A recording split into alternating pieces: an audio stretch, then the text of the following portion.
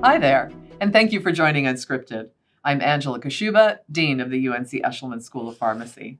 We have an amazing community here at the school, all working towards a shared goal of solving the world's most pressing healthcare challenges. And I'm excited for you to hear unscripted stories of faculty, staff, students, alums, and partners.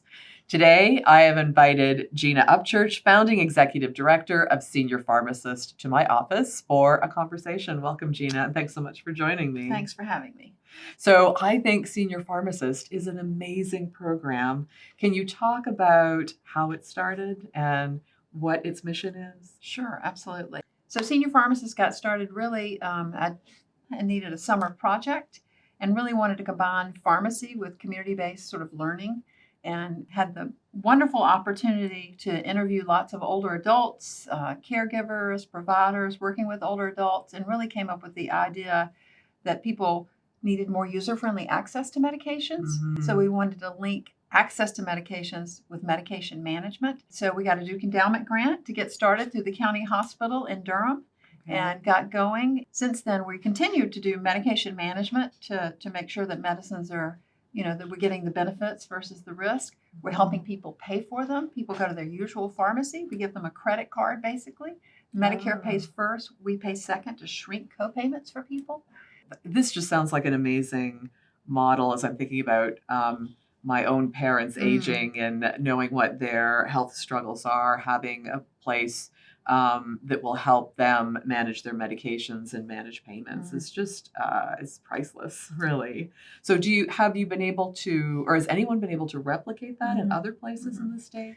Yeah, thanks for asking that. So we spent a lot of time creating replication guides through the years, and we've had over 600 copies go out. I worked with parts of Louisiana to replicate pieces of the program. But more recently, we've had the good fortune of having an NIA, National Institute on Aging grant, working with some Duke colleagues with the Roybal Center on Aging at Duke and the School of Nursing at Duke to help 3 communities across the state replicate the program. And we've studied their replicating the program. What was hard, what facilitated the replication, what made it difficult. So in the western part of the state, we're working with the Eshelman School of Pharmacy folks, the Mayheck folks, and the wonderful Council on Aging there, and some other community partners. In the central part of the state, we've worked with High Point University School of Pharmacy with the aging group there, and they have other partners, funding partners, aging, faith-based partners. They've come together as a team. And in the eastern part, and we didn't intend to do this, we've got Campbell School of Pharmacy along with Access East and East Carolina University, and they've had a wonderful aging partner there, as well as in High Point. So every team has had affiliation with the School of Pharmacy and some community-based pharmacy groups, as well as their councils on aging or aging advocates. So it's pulling together sort of that medical piece from the pharmacy, as well as that social piece from the community-based organizations serving older adults to try to create interdisciplinary teams to do this work together. Yeah, but it's challenging because there are so many moving pieces. It's not just something you could just plunk into a community. Exactly. Wow. Exactly. Yeah, And what we try to do too, and this is really my public health training, is build off the strengths of those communities. So some communities have community agencies that are trusted and people feel they can go there and they belong and they feel like that these people have their best interest in mind. And there are other agencies aren't quite as community rooted. So you want to find who are those agencies that have that trust. As we've learned from COVID, relationships really, really matter. And when the pandemic or something strikes, people tend to turn to people they trust. Yes. And that's why I'm proud to be a pharmacist, because I think in many, many communities, it is the community pharmacist that is the trusted individual or one of the trusted individuals in a community. So tell me what got you interested in the pharmacy profession. Let's start there. Yeah. Definitely my grandfather. My dad's father was a pharmacist in an independent pharmacy in Smithfield, North Carolina. Okay. And as a little girl, I'd go sit on his lap and count the pills and, work behind the counter. And he was just beloved. He was trusted individual, and I saw how much people respected him, and I respected him. And that really, set off a light bulb. I want to be like him. I'd say one of the reasons I went into geriatrics with the encouragement of Fred Eckel and Charles Pulliam, who were fantastic, is my grandmother on my mother's side was being over-medicated, frankly. And I saw that what a medication could do. She had pseudo-Parkinson's disease from a medication. Oh, wow. And I was like, wow, her quality of life has really been disrupted by this medication. And so that combination of those two things were definitely a drive for me. And, I've loved pharmacy. I see it as a mystery. So you graduated from pharmacy school, and then you did a residency, is that right? Or I did. I was in the Peace Corps in between in Botswana. The Peace Corps. Well, so let's talk about Botswana then. Yeah. So the Peace Corps. So how were you attracted to the Peace Corps, and how did you get to Botswana? Right. Well, when I was here, I went on a rotation in Cherokee. Okay. That was hugely influential. And I loved the people in Cherokee. Yes. And the pharmacists it was very much an interdisciplinary team working with the individuals there. So I immediately got to counsel people, and I started to know people in the community. They were so warm. It was a very different culture.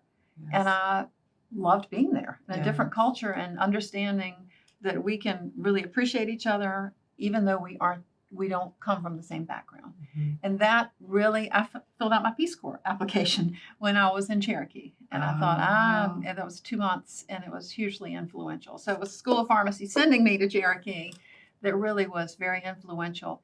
Mm-hmm. That dedication, I think, that's shown to be in a place where you're constantly learning and trying to give back. It was a great influence on my life, and I would not trade my Peace Corps days for anything. I was a science teacher in a rural village in Botswana. Okay. And the thing I probably learned the most, and it's led me to public health school, and that led to Senior PharmAssist, is that if you're trying to build something, you have to have the authentic voice of the people that you're supposed to be serving.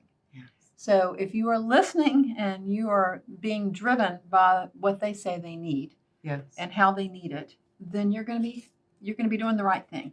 I think too often when we create policies, when we create programs, we don't stay in tune to that, and you get off track. And then you have something that's not what people need.